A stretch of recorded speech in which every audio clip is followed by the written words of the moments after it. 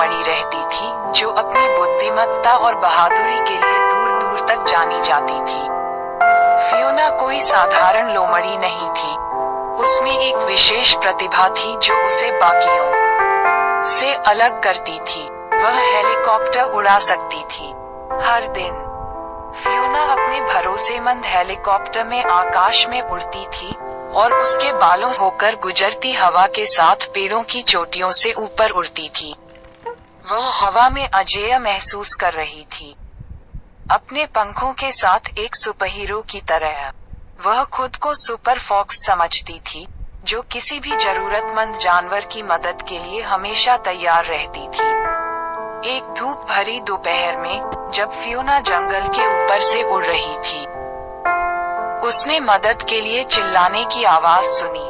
वह तेजी से नीचे उतरी और देखा कि एक बंदर और एक गधा तेज बहती नदी के बीच में एक छोटे से द्वीप पर फंसे हुए हैं। बंदर तैरने से बहुत डरता था और गधा इतना भारी था कि वह तेज पानी में कूदने में असमर्थ था।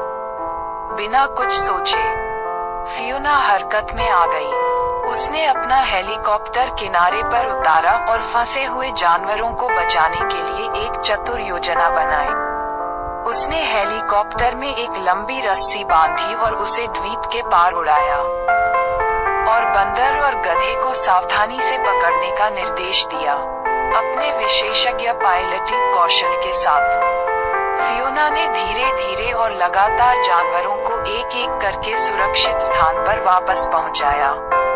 बंदर कृतज्ञता के साथ बड़बड़ाते हुए उसके बालों से लिपट गया, जबकि गधा राहत की सांस ले रहा था जब वे एक बार फिर ठोस जमीन पर उतरे। बंदर और गधे ने फियोना को बहुत धन्यवाद दिया, उसकी त्वरित सोच और बहादुरी के लिए आभारी हुए। फियोना बस विनम्रता से मुस्कुराई और कंधे उचकाए और कहा कि उसके जैसे सुपरहीरो के लिए ये सब एक दिन का काम है।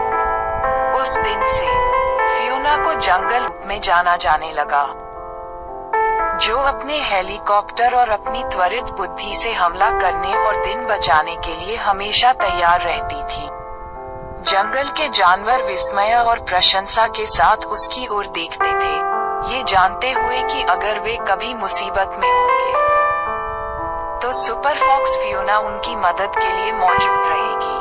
और जैसे ही फियोना सूर्यास्त में उड़ गई, वह अपने दिल में गर्व की गर्म चमक महसूस करने से खुद को नहीं रोक सकी। हो सकता है कि उसके पास महाशक्तियां न हों, लेकिन उसके पास उससे भी बेहतर कुछ था, एक दयालु हृदय और एक निडर भावना जिसने उसे उन सभी के लिए एक सच्चा नायक बना दिया जो उसे जानते थे।